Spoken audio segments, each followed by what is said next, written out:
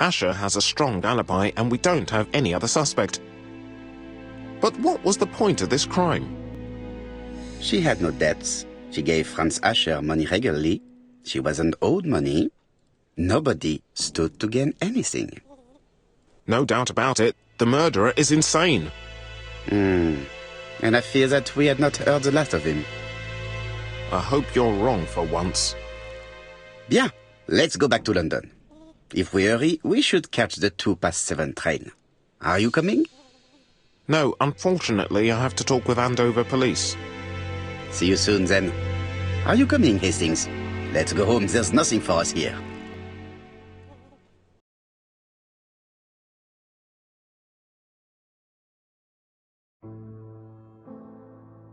Well, do you have any idea about the killer's identity?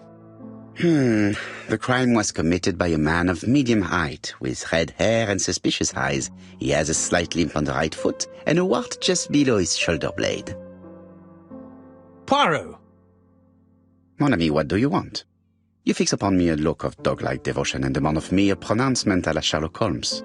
Now for the truth. I do not know what the murderer looks like, nor where he lives, nor how to set hands upon him. What shall we do, then? Nothing. Nothing? Do not be so impatient, Hastings. The killer will manifest himself soon enough. I thought I heard the postman. Maybe there's some news. I will go and see.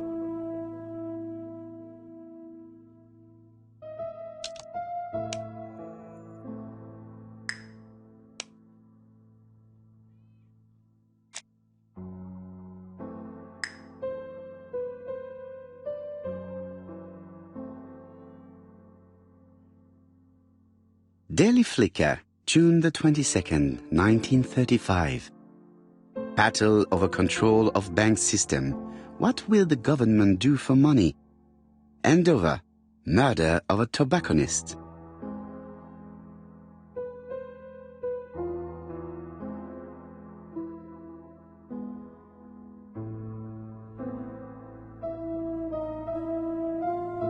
Ah, some cool air.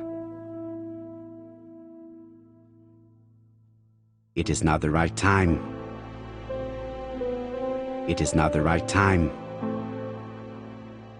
It is not the right...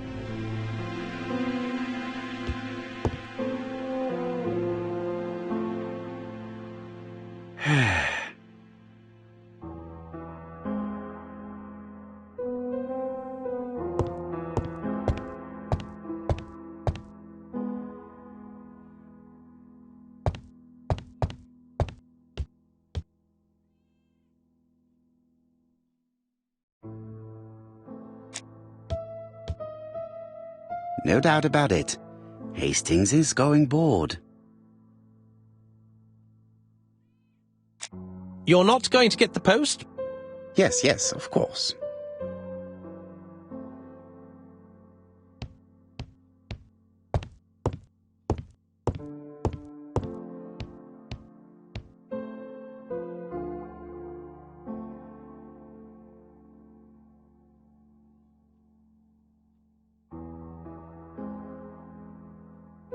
Andover, Hampshire, population 31,200 inhabitants.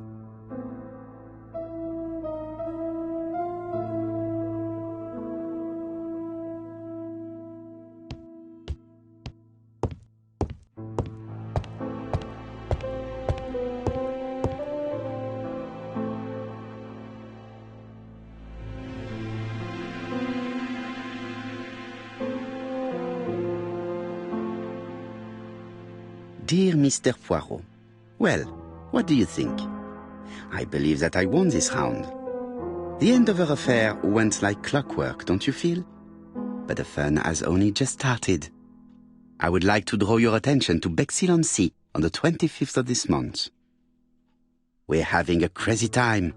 Best wishes, ABC.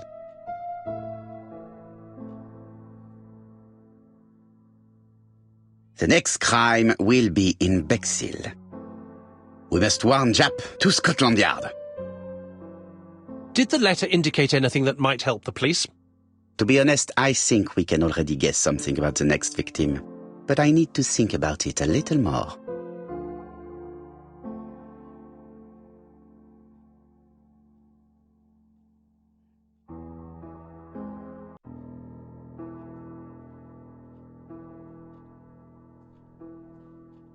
Let us examine this more closely.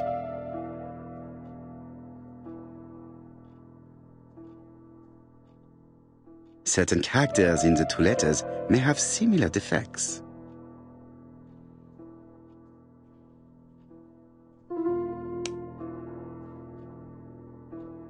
Dear Mr. Poirot, well, what do you think?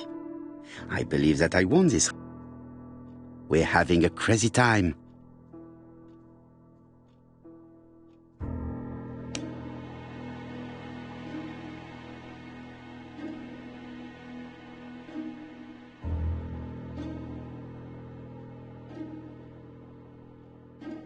Yes, the A appears to be quite unusual. Yes, the A appears to be quite unusual. Yes, this I is weird.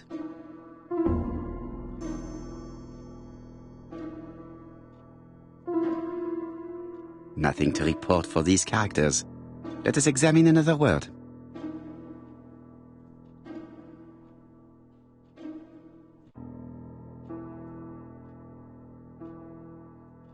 Yes, the I characters in the two letters do indeed have the same defects.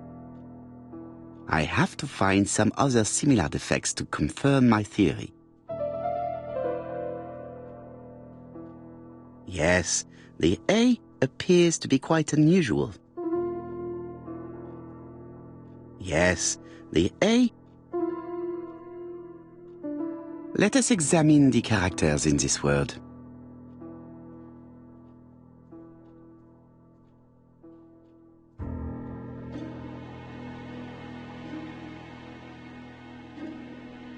Let us examine the characters in this word. Right. Let us compare this with the other letter.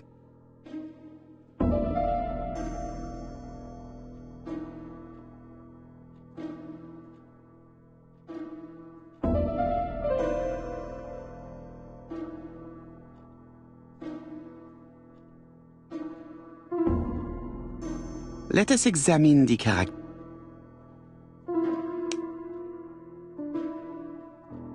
Dear Mr. Poirot, we're having a crazy time.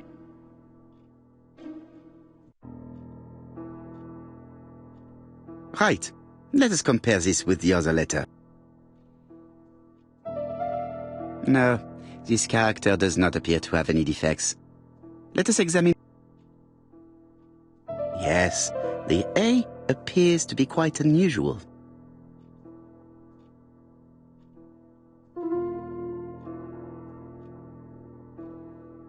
Yes, the A.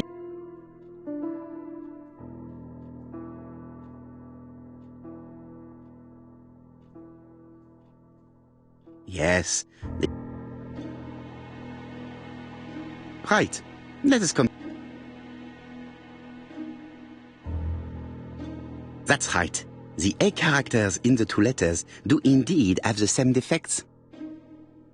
I have to find some other similar defects to confirm my theory.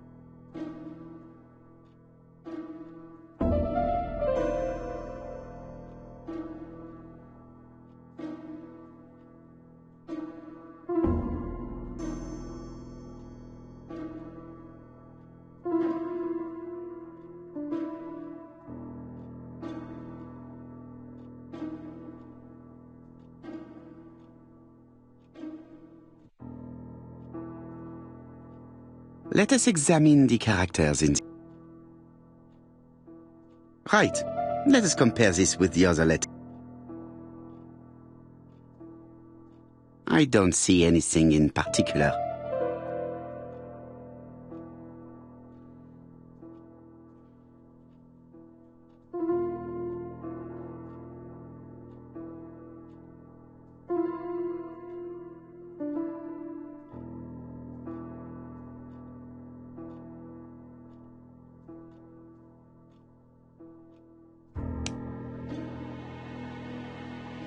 Dear Mr. Poirot, we're having a crazy time.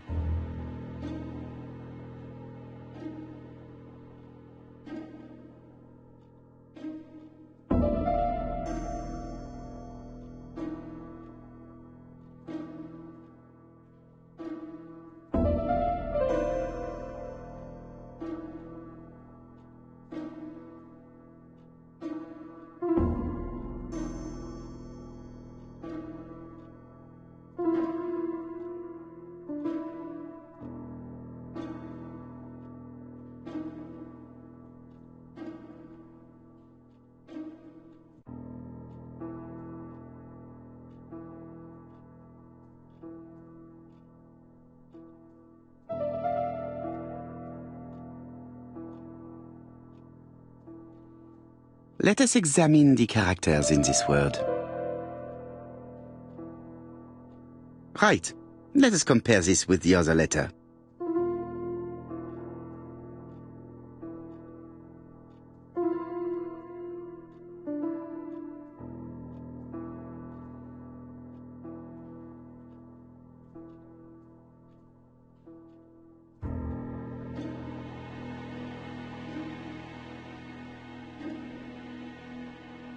Certain characters in the two letters may have similar defects. Let us examine the character. Right. Let us compare this. Nothing to report for these characters.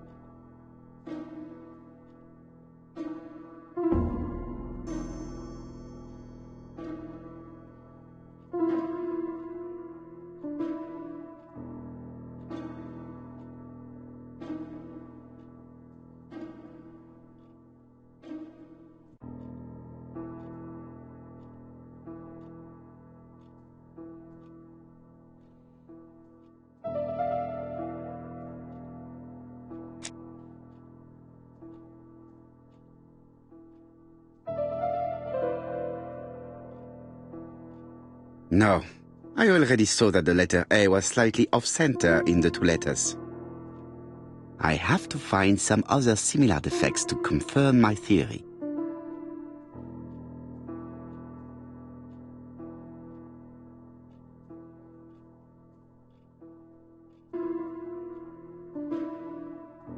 No, this character does not appear to have any defects. Let us examine another. The W is not printed properly. Right. Let us compare this with the other letter. Of course, the W characters in the two letters do indeed have the same defects. My theory was right. These two letters were written with the same typewriter. Both letters were written on the same typewriter and show the same characteristics. You surprise me, Poirot. You usually ignore material proof. But there is nothing usual about this case, Hastings. Nothing must be overlooked. Let us now try and get our brain cells to work.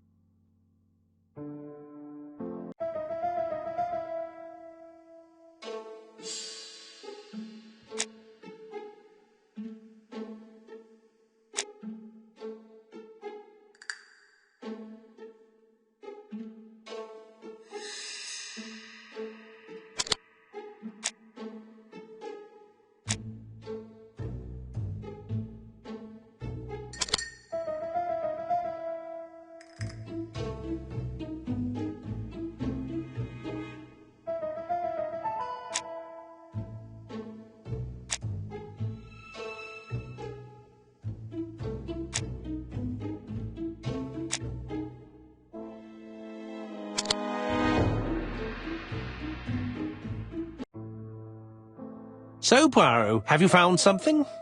Oui, I believe so. But I am afraid it is not enough to stop the murderer. Let us go and see Chief Inspector Japp. I will explain there.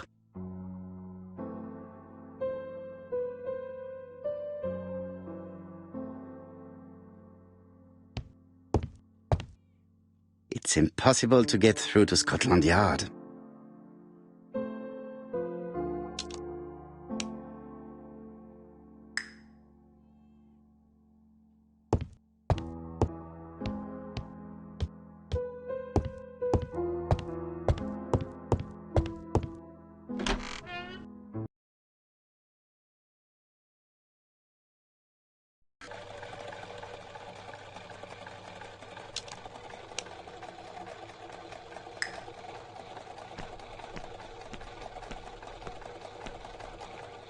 It may be time to go to Scotland Yard.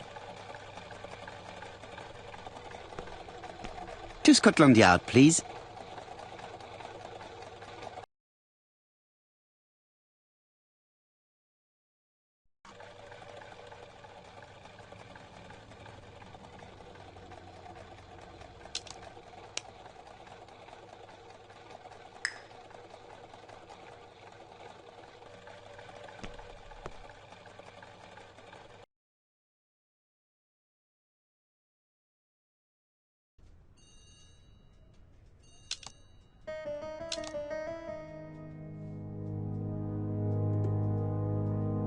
Jap has invested a great deal in his career.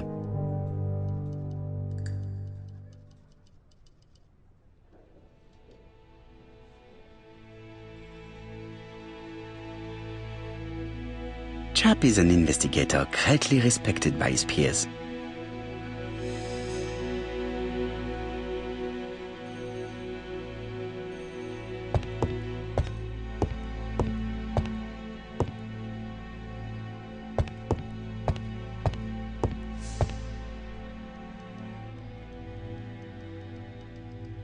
London. I really like this city.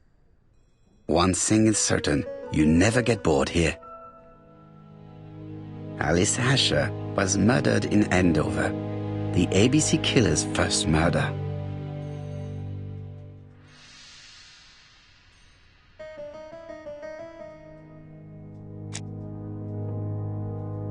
Jap appears to be snowed under.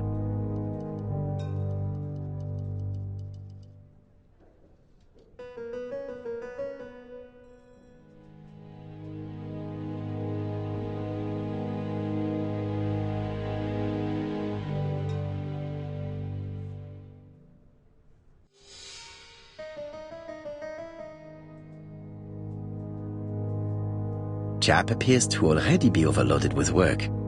My news is not going to improve matters. Bonjour, Chief Inspector. I am afraid we have some bad news. I have just received another letter signed ABC. The next crime will be on the 25th in Bexhill-on-Sea. Are you completely sure it's from the same person? I have compared the two letters. There is no doubt about it. I suppose you think he's going to carry out his threats. I fear so. Good God, Poirot. Bexhill is very busy at this time of year, and we have no idea who the next victim will be.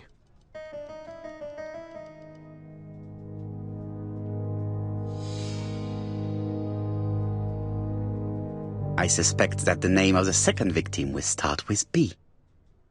What on earth makes you think such a thing? I thought about it when I saw the name Asher clearly written over the shop door of the unfortunate woman who was murdered in Andover last month. When I received a letter mentioning Bexhill, I deduced that the victim, like the town, might have been chosen by alphabetical order. So it's an alphabet fiend. I'm going to have a list drawn up of all the people whose name starts with B. I hope there aren't too many of them. Bien, we should leave you to work, Chief Inspector. You have a few days to prepare yourself. Thank you for coming, my friends.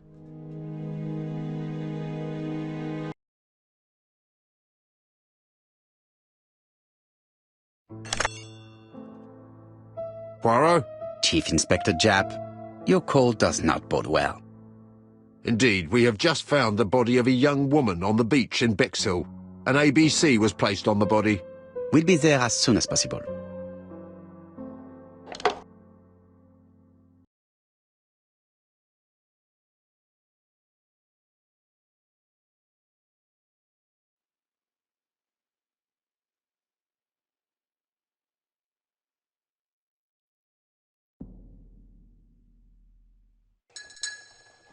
Bexhill is a delightful town. It would be nice to come back and visit. I do not entirely agree. Walking at the beach damages my shoes, and it hurts my knee. So the years have not spared you, my friend. It's the same for all of us. That is exactly what I said to myself when I saw you back from your travels. Poirot! Do not be offended, Hastings. I can see Jap waiting for us. And from his face, I would say that things are not looking good.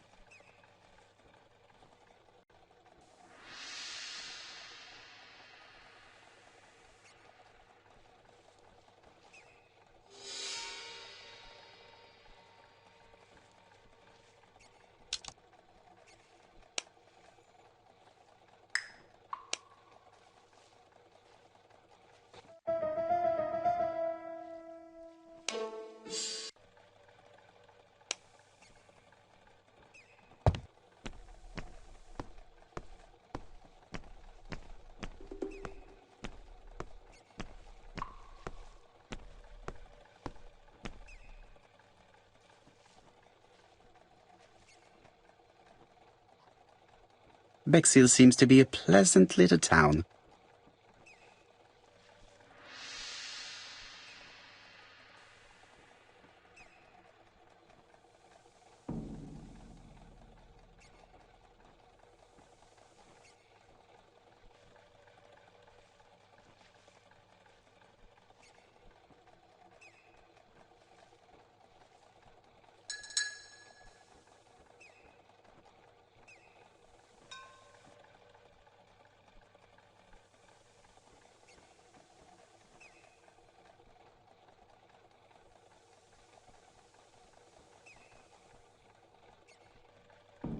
Bexhill is a pretty little seaside resort with elegant architecture, although personally I prefer more modern buildings.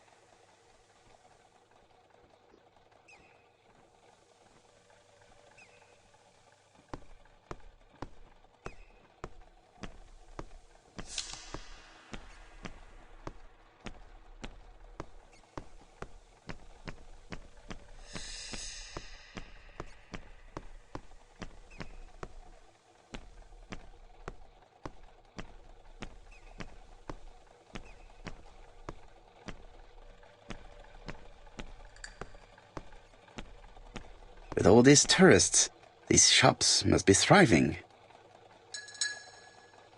With all these tourists, these shops... I have a few more details I wish to clarify before visiting the Ginger Cat.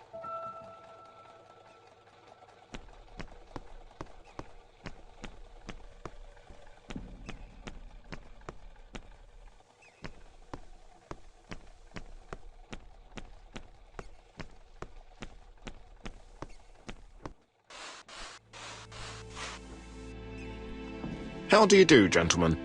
Chief Inspector? I fear your admirer has struck again, Poirot. We haven't yet identified the victim, but it's a young woman, 20 to 25 years old. Death occurred last night between 11:30 and 1 o'clock, and we found an ABC guide on the body. Was she pretty? Come on, Poirot, that's rather out of place. It has no bearing on the murder. Are you certain?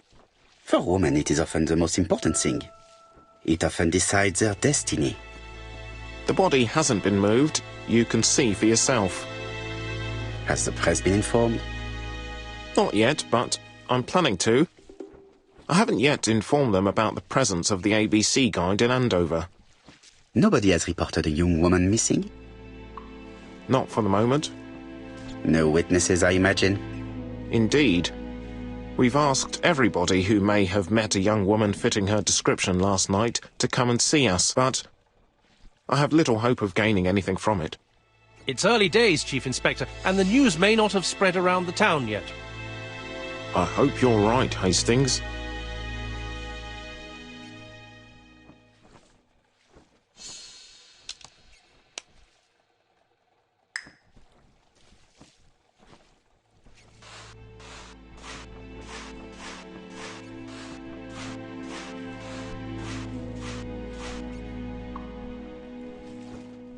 A braided silk belt. It may have belonged to the victim. The young woman wasn't wearing shoes or a coat, and was not carrying a bag. That's strange. Either the murderer stole her belongings, or she put them somewhere safe. Maybe so that she could bath.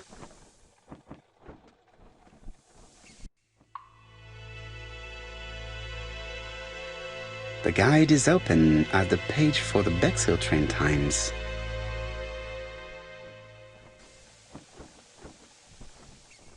This key is too small to be one for a house. Without a doubt, it is for a padlock. These marks have been left by a rope or a braided cloth. Apart from the marks on her neck, there are no signs of the struggle. She didn't manage to hit her assailant. She was a great beauty. Strange that chap didn't notice it. Let us now try and get our brain cells to work.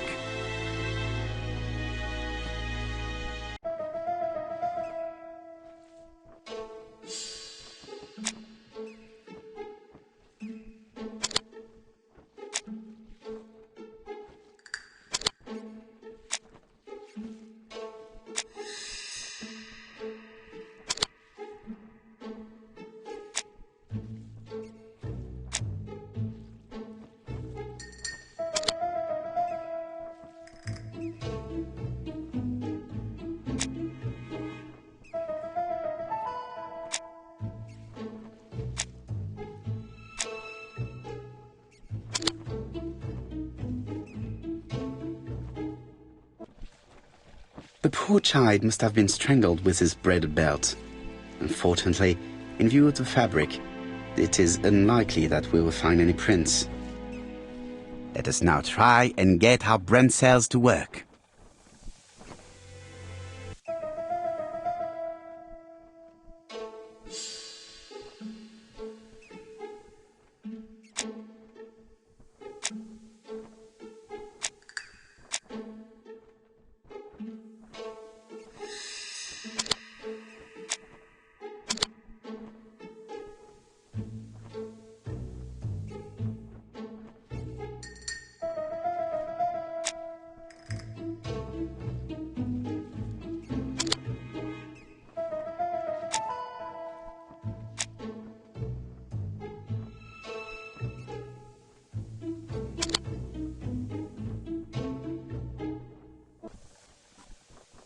The medical officer should confirm that the victim was strangled with her own belt. That's what I thought. She shows the usual signs of strangulation. With a little luck, we'll find prints this time. You are too optimistic, Hastings. Our killer is far too meticulous for that.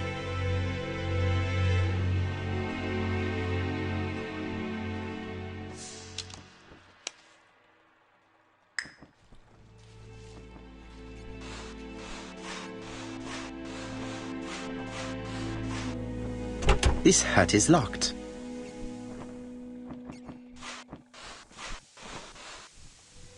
This hut is locked.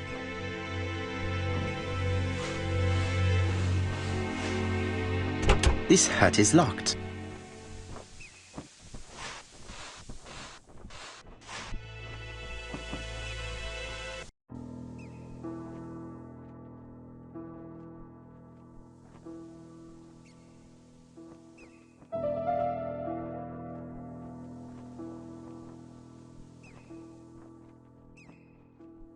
A dual locking padlock. I need to find the code and then insert a key.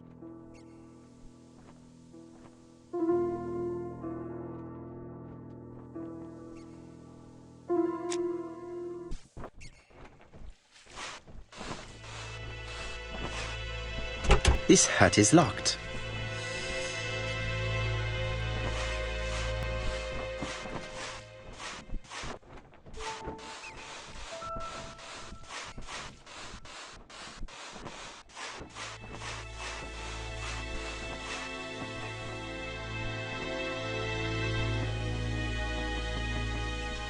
A braided silk belt